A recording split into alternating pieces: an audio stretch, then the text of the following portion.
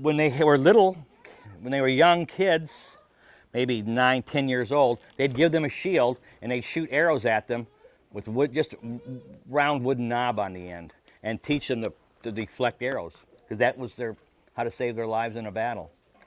I mean, in the movies, it's the peace pipe, it's the medicine pipe, but to the Indians, it was none of that. It was a religious thing with them smoking. They never put it in the bag together. It always came apart. And another question for you people.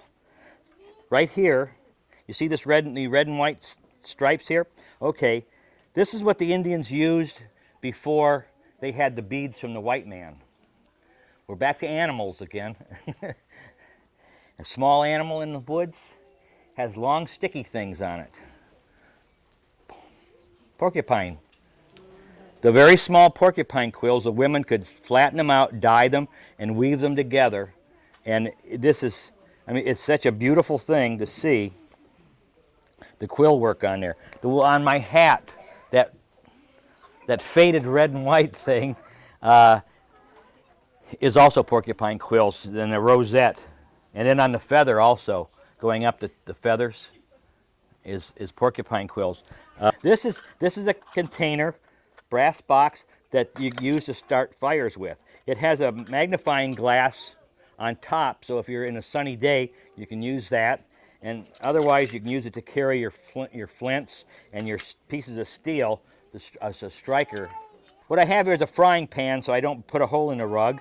And I have this little black cloth that we call char cloth.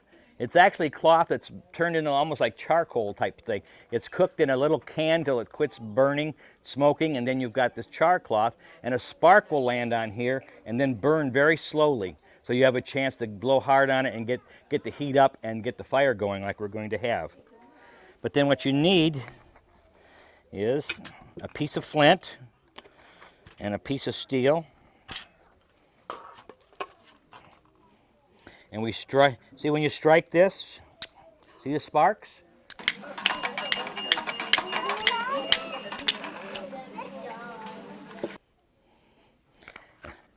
And then you put that, see it glowing?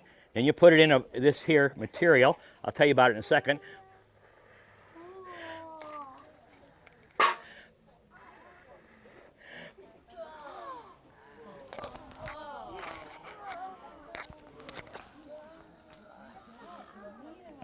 How about that?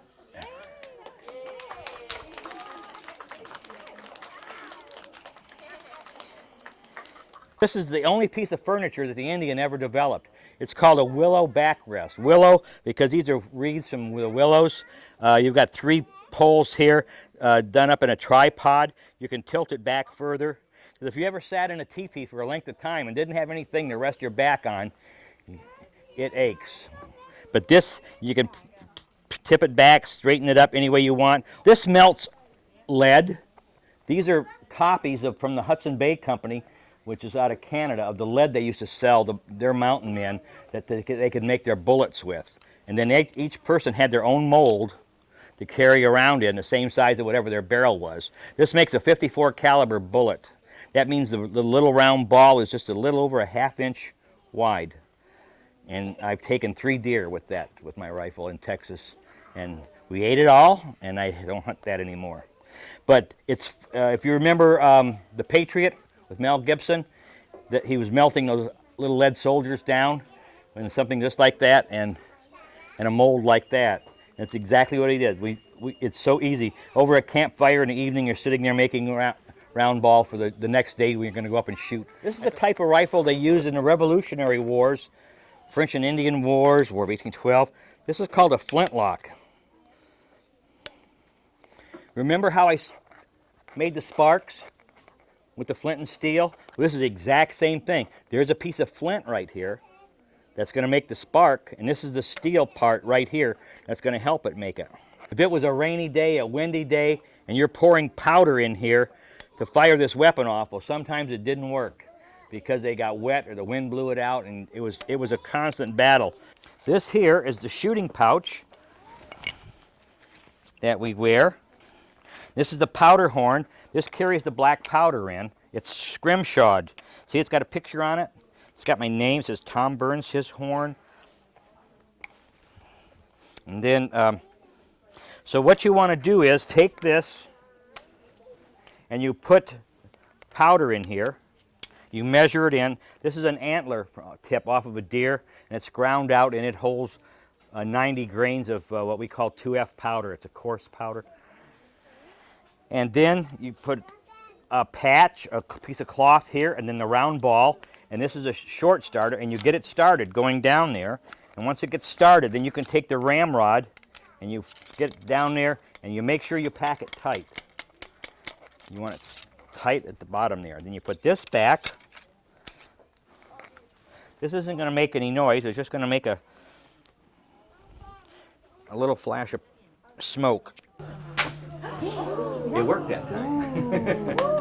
Now that makes that little flash in the pan, and that goes into the barrel. There's a hole there, and the bullet goes out that way. This is a percussion cap. We don't have a flint anymore, and we don't have the steel. We have a little nipple right here. And you put a percussion cap on there, and it's going to make a bang, and we're going to wake everybody up in the library. On 3. 1, 2, 3. Okay.